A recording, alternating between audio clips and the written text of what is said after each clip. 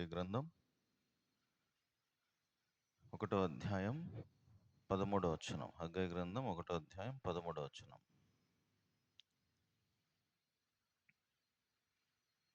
775 page number 775. హగ్గయి గ్రంథం 1వ అధ్యాయం 13వ వచనం. అందరం కలిసి చదుదాం. అప్పుడు యెహోవా దూత అయిన హగ్గయి యెహోవా తెలియజేసిన వార్తను బట్టి జనులకు ప్రకటించినదేమనగా, నేను మీకు తోడుగా ఉన్నాను, ఇదే యెహోవా వాక్కు. ప్రభు సాయం నిమిత్తం చిన్న ప్రార్థన చేస్తాం. పరిశుద్ధుడైన తండ్రి, ప్రేమ నమ్మకం గల పరలోకపు తండ్రి, ప్రభు దినములో జీవము గల దేవుడిని, సృష్టికర్తను స్తుతించుటకు, గణపరచుటకు నన్ను మమ్మల్ని సంఘముగా చేర్చినారు. మేము నీ పాద సన్నిధిలో చేరి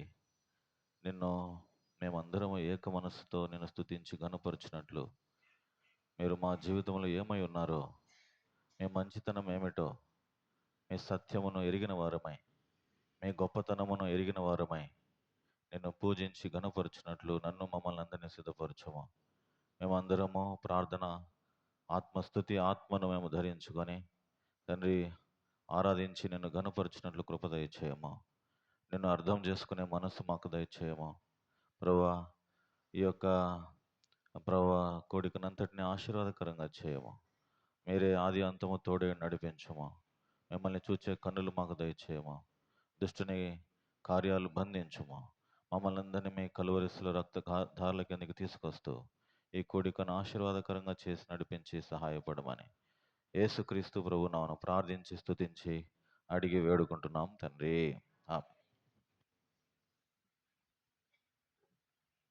ఇంకొకసారి మళ్ళీ ఈ మాట చదుదాం. హగ్గయి గ్రంథం 1వ అధ్యాయం 13వ వచనం. అప్పుడు యెహోవా దూత అయిన హగ్గయి యెహోవా తెలియజేసిన వార్తను బట్టి జనులకు ప్రకటించినదేమనగా, నేను మీకు తోడుగా ఉన్నాను, ఇదే యెహోవా వాక్కు. చదువుకున్నటువంటి లేఖన భాగం ప్రభు మన కొరకై ఆశీర్వదించునుగాక. ఇక్కడ రాయబడినటువంటి మాట, నేను మీకు తోడుగా ఉన్నాను, నేను మీకు తోడుగా ఉన్నాను. ఈ మాట ఎవరు చెప్తున్నారంటే జీవము గల దేవుడు చెప్తున్నాడు. దేవుడు చెప్పేటటువంటి మాట. దేవుని తోడు లేకపోతే మనం బ్రతకలేం. గడిచిన సంవత్సరము ఎన్నో పరిస్థితులు ఎదుర్కొంటూ వచ్చాం. అన్ని పరిస్థితులను దాటుకుంటూ వచ్చాం. అయితే కొన్ని పరిస్థితులు సంతోషాన్ని ఇచ్చాయి, కొన్ని పరిస్థితులు దుఃఖాన్ని మిగిల్చాయి.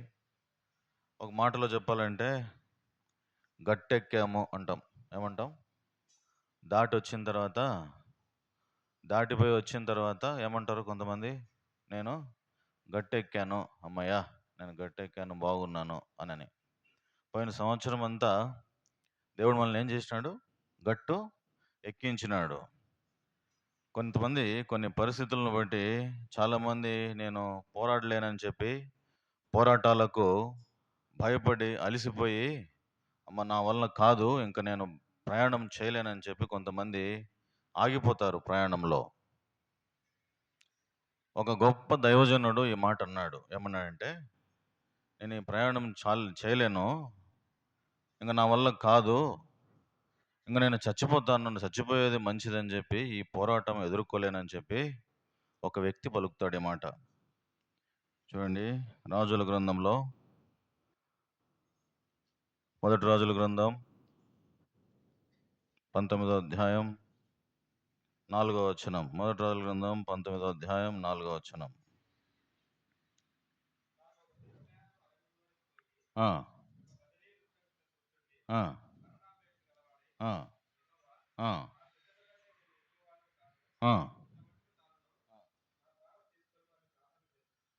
ఏమన్నాడు ఆయన?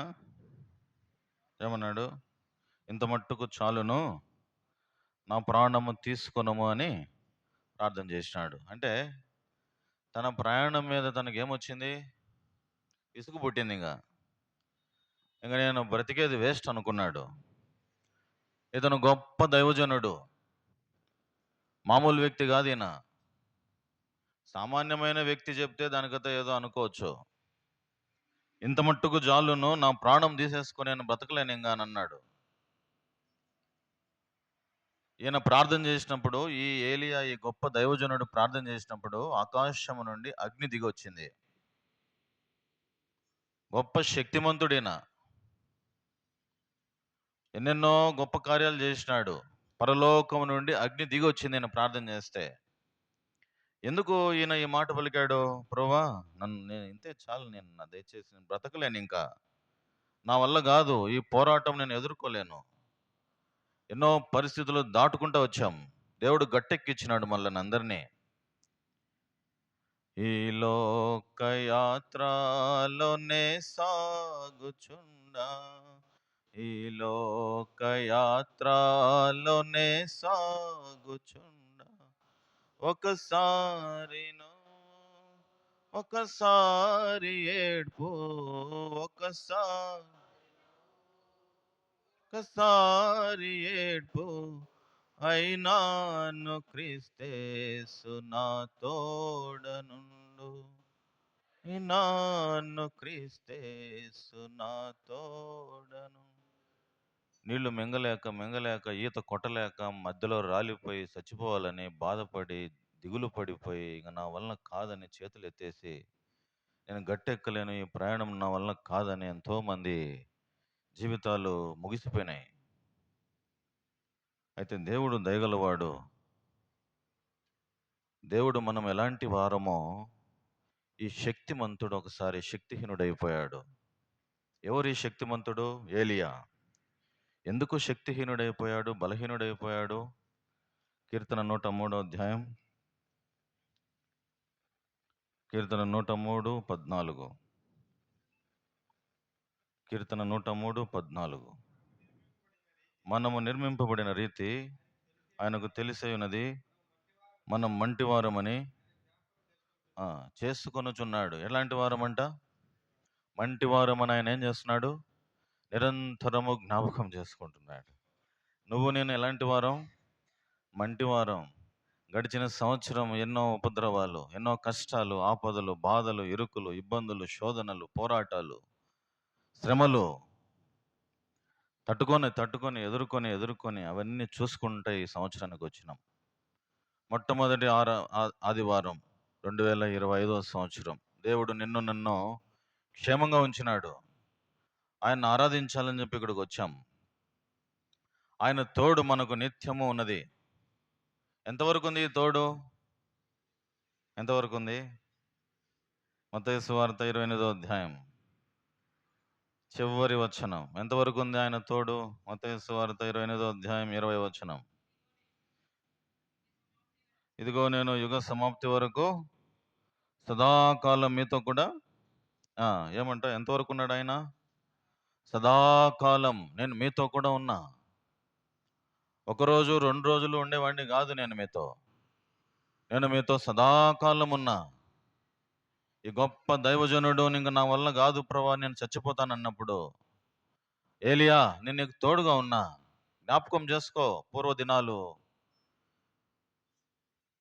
భూమి మీద వర్షం కురవలే, మంచు కురవలే, నేను నీకు తోడుగా లేనా? ఎవరికి ఆహారం లేదు, నేను నీకు తోడుగా ఉండి ఆహారం పెట్టాను. మొదటి రాజుల గ్రంథం 17వ అధ్యాయంలో రాయబడింది అదంతా. చూడం. ఈ శక్తిమంతుడు శక్తిహీనుడైపోయినాడు, బలహీనుడైపోయినాడు. ఎందుకు బలహీనుడైపోయినాడు? మనము మంటివారం, బలహీనులమే. అయితే ఈ మంటి పురుగుకు దేవుడు ఏం చేసినాడంటే ఒక జత చేసినాడు. ఈ మంటి పురుగుకు ఏం జత అయింది చూడండి. కొరింథీ పత్రిక, మొదటి కొరింథీ పత్రిక, 2వ కొరింథీ పత్రిక 4వ అధ్యాయం 7వ వచనం. 2వ కొరింథీ పత్రిక 4వ అధ్యాయం 7వ వచనం.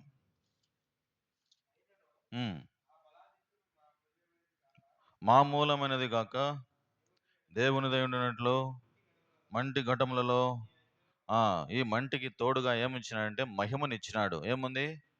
మంటికి తోడుగా మహిమను. ఈ మంటి ఘటములో మాకేముంది? ఐశ్వర్యం. ఈ మంటి ఘటములో మాకు ఐశ్వర్యం ఉంది.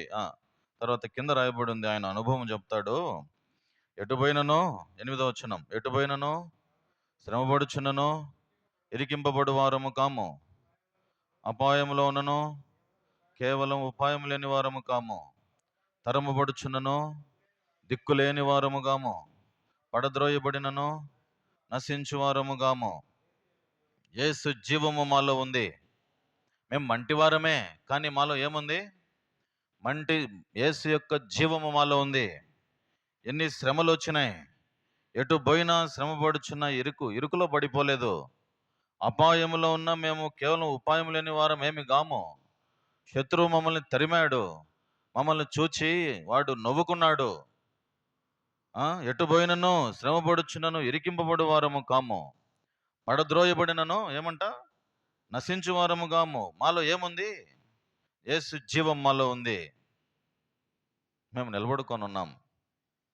యేసు జీవము మాలో మమ్మల్ని నిలబెడతా ఉంది. ఆయన తోడు మాకు లేకపోతే మేము అస్సలు ముందుకు వెళ్ళలేం. సరే, ఈ ఉదయకాలం మనం వచ్చాము. ఆయన తోడు మనకు లేకపోతే మనం ఏమైపోతాం? ఆయన తోడు మనకు ఉండడం వలన మనము ఏమి కలిగి ఉన్నామనేది, ఆయన తోడు మనకి ఏం చేసింది అనే విషయాలు కొన్ని చూసుకొని మనం ఆరాధనలోకి వెళ్తాం. చూడండి, మొట్టమొదటిగా ఆయన తోడు మనకుంటే మనకు ఉపయోగం మేలేమంటే, యెషయా గ్రంథంలో ఒక మాట రాయబడింది. 41వ అధ్యాయంలో, యెషయా గ్రంథం 41:10. యెషయా గ్రంథం 41:10 చదవండి. 41:10. బోధిగంధం నేను పట్టుకుందని కొనని పిలుచుకునేవాడా, నీవు నా దాసుని నేను ఉపేక్షింపక ఏర్పరచుకుంటున్నాను. నేను నీతో చెప్పినాను, నీకు అక్కడ రాయబడింది ఏమని? నీకు తోడై ఉన్నాను, భయపడకము. ఏమంట? నీకు నేను తోడై ఉన్నాను, భయం లేదు. ఇంకా నీకు,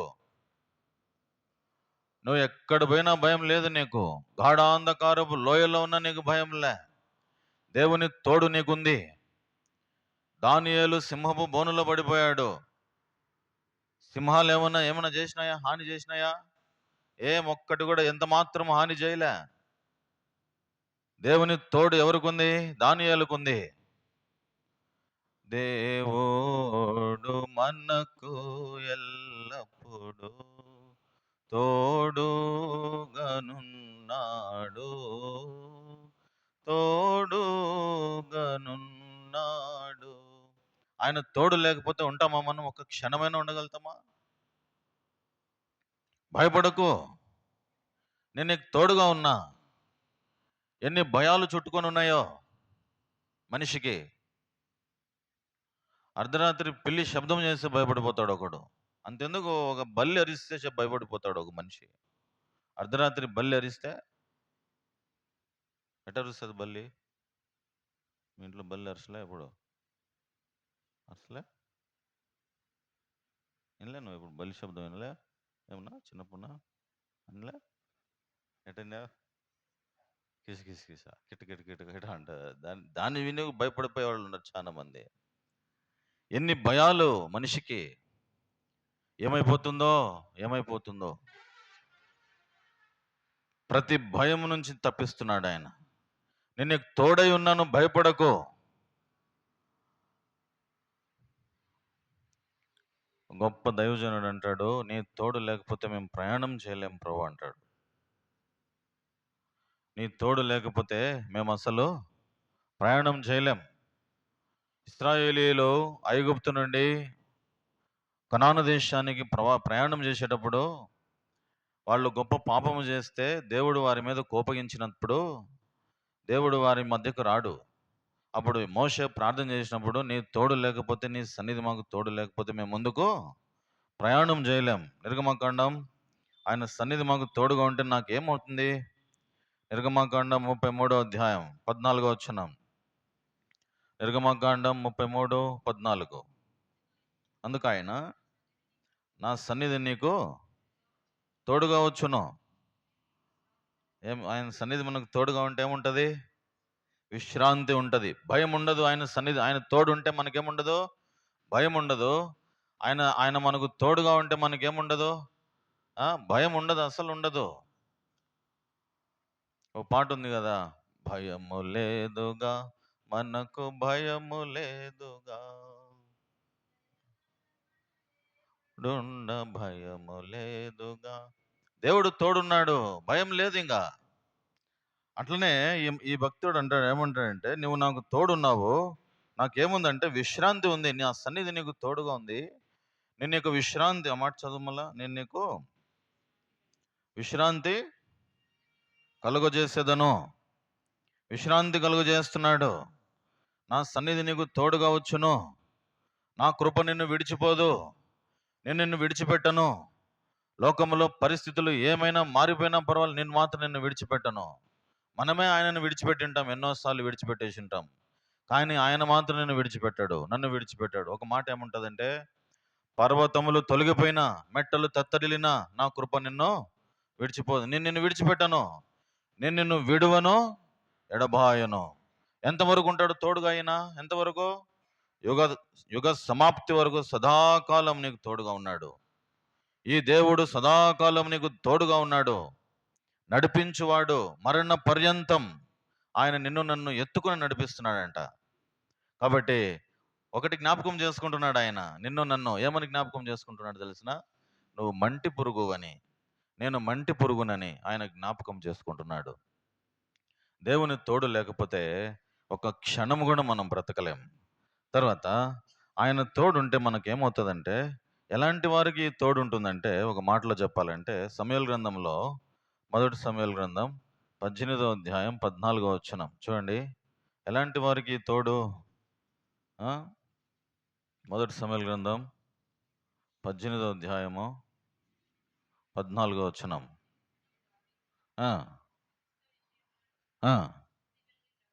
సుబుద్ధి కలిగి ప్రవర్తింపగా. ఎవరికి తోడుగా ఉన్నాడు? సుబుద్ధి కలిగి ప్రవర్తించే ప్రతి ఒక్కరికి ఎవరు తోడుగా ఉంటారు? సుబుద్ధి కలిగి, మంచి ప్రవర్తన కలిగి, మంచి మనస్సు కలిగి ఉన్నటువంటి వారికి దేవుడు తోడుగా ఉంటాడు ఎప్పుడు. కొంతమంది కోర్టులో చాలా కేసులు ఉన్నాయంట ఈ మధ్య. ఏమి కేసులు అంటే, విడాకుల కేసులు ఎక్కువైపోతున్నాయి. ఎందుకు? ప్రయాణం చేయలేక, ఇద్దరు కూడి నడవలేక, ఇద్దరికి సమాధానము లేక, ఇద్దరు ప్రయాణము చేయలేక, ఒకరంటే ఒకరు పడక, ఒకరంటే ఒకరికి అసలు మనస్సు సమ్మతించక, lot of disturbances. Michael Jackson అనే ఒక వ్యక్తి ఒక స్టేజ్ మీద ఎప్పుడైనా ఒక ఫంక్షన్ చేస్తే కిక్కిరిసిపోయే జనం వస్తారంట, మామూలు జనం రారంట. ఆయన లోకమంతా అభిమానం సంపాదించుకున్నాడు. ఎంతమంది సంపాదించుకున్నాడంటే, అభిమానులు చాలా మంది వస్తారంట ఆయన దగ్గరికి. ఒకసారి పాట పాడి డ్యాన్స్ వేస్తే ఊగిపోతారంట జనాలు. కొంతమంది ఫంక్షన్కి వచ్చి మూర్చపోతారంట. ఆయన ఆయన ఆయన ఫంక్షన్లో డ్యాన్స్ వేస్తా ఉంటే మూర్చ వస్తుందంట కొంతమందికి. అలాంటి ఆయనకు విశాలమైన ఒక మంచి బెడ్రూమ్ ఉందంట. ఆ బెడ్రూమ్లో రకరకాల జంతువులు ఉన్నాయంట. మంచి ధనవంతుడు, ధనికుడు.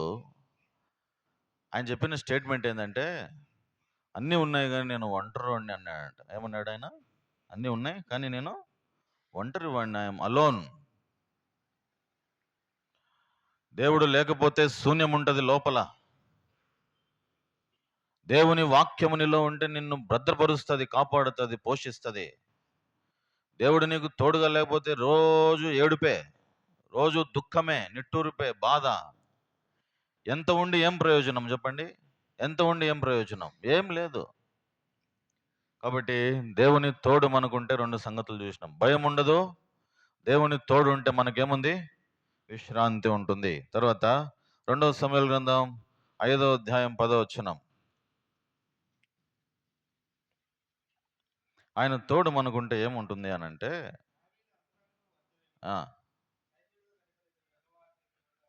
తోడుగా ఉండేను. తోడుగా ఉంటే ఏమవుతాం? మనము వరదిల్లుతాం. వరదిల్లుట, ఫలించుట, అభివృద్ధి చెందుట. వరదిల్లుట, నానాటికి అభివృద్ధి చెందుట, వరదిల్లుట. సౌలు అంతకంతకు నీరసిల్లెను అని రాయబడి ఉంది. దావీదు ఏమైనాడు? అంతకంతకు అభివృద్ధి పొందుతూ వచ్చినాడు. ఎందుకు అభివృద్ధి పొందినాడు? దేవుని తోడు ఆయనకుంది. కాబట్టి మనము కూడా అభివృద్ధి పొందాలని ఆయన కోరిక. కాబట్టి నన్ను అభివృద్ధి పరిచాడు దేవుడు. నిన్ను నన్ను భయములు పారదోలాడు. మరణం అనే భయం ఉండేది మనకు ఒకప్పుడు. ఈ మరణం అనే భయం నుంచి తీసివేసినాడు.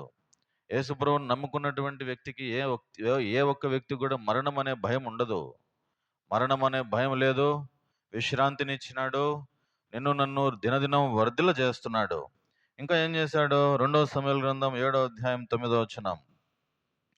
2 సమూయేలు గ్రంథం 7వ అధ్యాయం 9వ వచనం.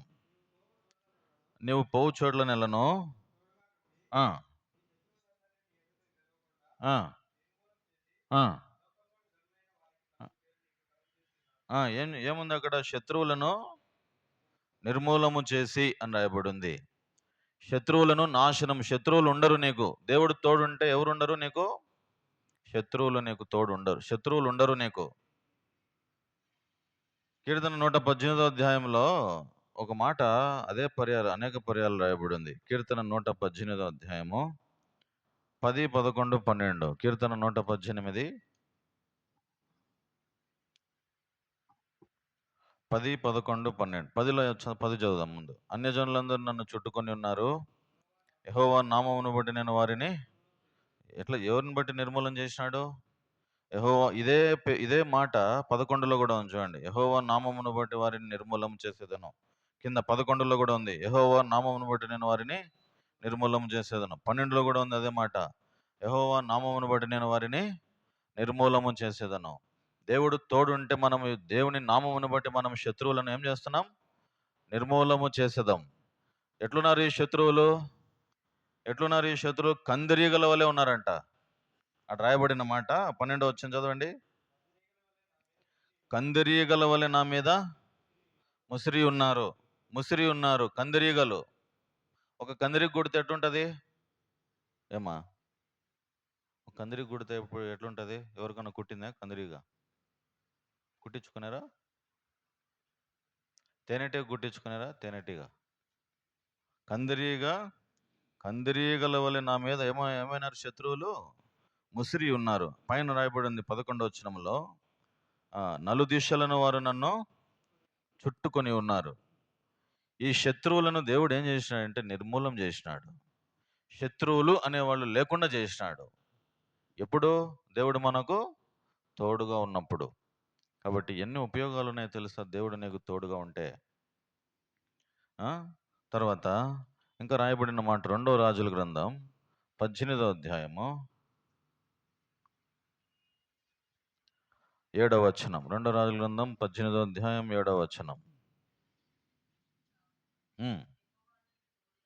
యెహోవా అతనికి తోడుగా ఉండెను, వెళ్ళిన చోటనెల్లా జయం పొందెను.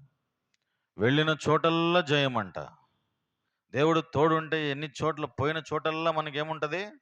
జయం ఉంటుంది.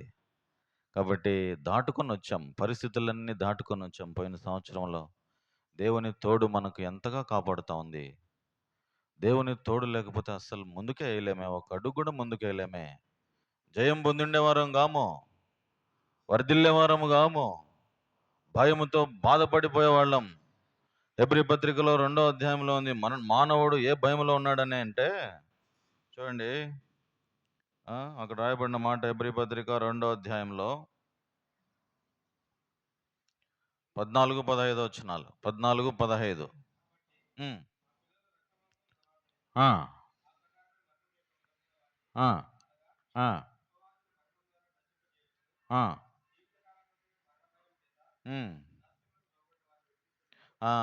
జీవితకాలం అంతా ఏ భయంతో ఉన్నాడు మనిషి? మరణ భయం. మరణం ఎప్పుడు వస్తుందని ఉరేసుకొని చచ్చిపోతున్నారు జనాలు. ఇంకా నేను చేయలేను, ప్రయాణం చేయలేనని, నా వల్ల కాదు ఈ పోరాటం, నేను ఎదుర్కోలేనని చెప్పి అలిసిపోయి అనేక పోరాటాలు ఎదుర్కోలేక అలిసిపోయి చాలామంది ఉరేసుకొని చచ్చిపోయిన వాళ్ళు చాలామంది. భయములన్నిటినీ జీవితకాలం అంతా ఏ భయంలో ఉన్నాడు మనిషి? మరణ భయము చేత దాస్యమునకు లోబడిన వారిని విడిపించుటకు శక్తిగల దేవుడు నీకు నాకు తోడుగా ఉన్నాడు. ఆ దేవుని తోడు లేకపోతే అసలు ముందుకు ఒక అడుగు కూడా వేయలేం. షకీనా గ్లోరీ ఎప్పుడైతే ఆ మందసం మీదకి వస్తుందో, ఆ మహిమ ఎప్పుడైతే వస్తుందో అప్పుడు ముందుకు పోతారు, లేకపోతే పోరు వాళ్ళు. నీ సన్నిధి రాకపోతే మేము ఎట్లా పోతాం ప్రభు ముందుకు? మోషే, నీ సన్నిధి నాకు తోడుగా ఉండాలా, అప్పుడు మేము ముందుకు పోవాలా, కదలాలా, లేకపోతే కదలలేం. ఎజ్రా ఏమంటాడు తెలిసిన? చూడండి, ఎజ్రా గ్రంథంలో 7వ అధ్యాయం 28వ వచనంలో, 7వ అధ్యాయం 28వ వచనం.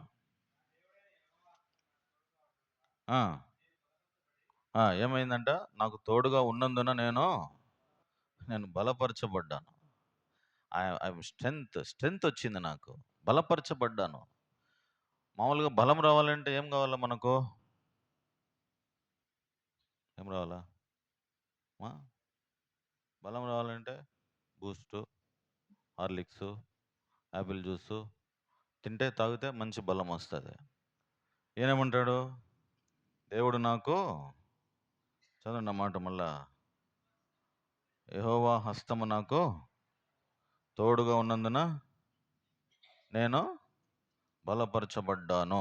ఏం మాట ఇది? ఆయన నాకు తోడుగా ఉన్నాడు, నేను బలపరచబడ్డాను. ఇప్పుడు నువ్వు చెప్పాలా దేవునికి, ఏమని చెప్పాలా? నేను బలపరచబడ్డాను ప్రభువా, నేను ధైర్యపరచబడ్డాను. జీవితకాలం అంతా మరణ భయం కింద ఉన్నాను. మరణ భయాన్ని తీసివేశావు. నాకు ఒక నిరీక్షణ ఇచ్చావు ప్రభువా. నువ్వు లేకపోతే నేను అసలు బ్రతకలేను ప్రభువా. ఎన్నో పరిస్థితుల నుంచి నన్ను దాటించుకొని వచ్చినావు ప్రభువా. కాబట్టి మనం ఆయనను యథార్థంగా ఆరాధించాలా, హృదయపూర్వకంగా ఆరాధించాలా. ప్రభువా, నీ తోడు ఒకసారి పోయిన సంవత్సరం అంతా ఆలోచించుకో. ఒకసారి ఎలాంటి పరిస్థితుల నుంచి నువ్వు వచ్చావో ఒకసారి ఆలోచించుకో.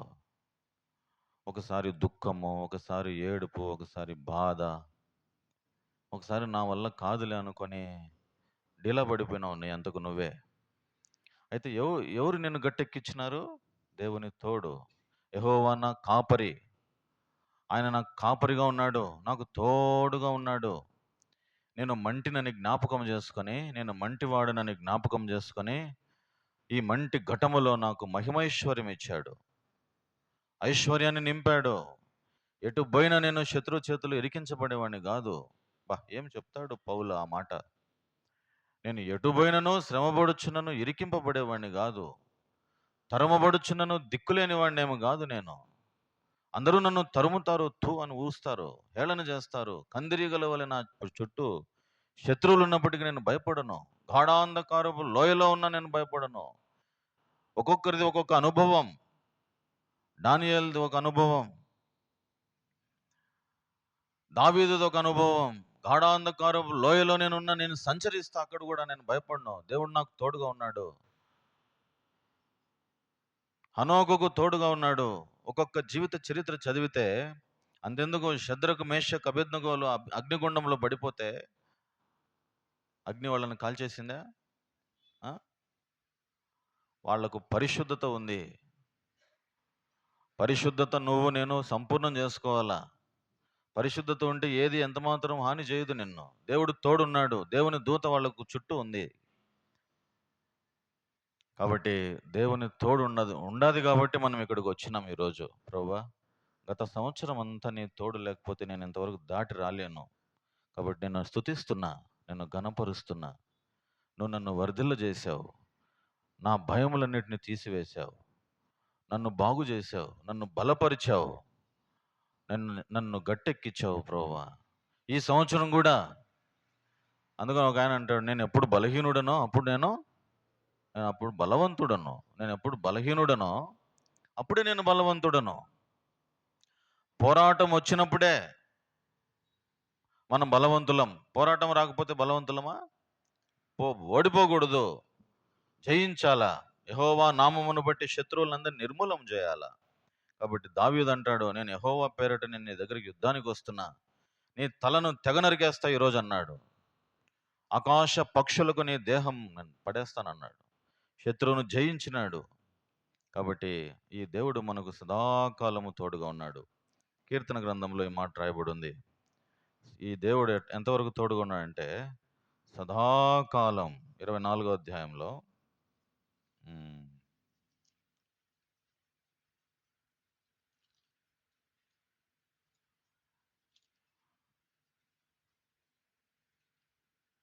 ఈ దేవుడు సదాకాలం మనకు తోడుగా ఉన్నాడు.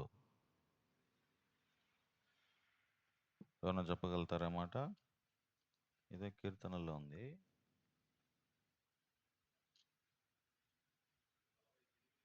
ఆ, 48వ అధ్యాయం 14 వచనం. రైట్. ఈ దేవుడు సదాకాలం మనకు దేవుడై ఉన్నాడు. మరణం వరకు ఆయన మనలను ఎంతవరకు నడిపిస్తాడు? ఈయన మరణం వరకు నడిపిస్తాడు.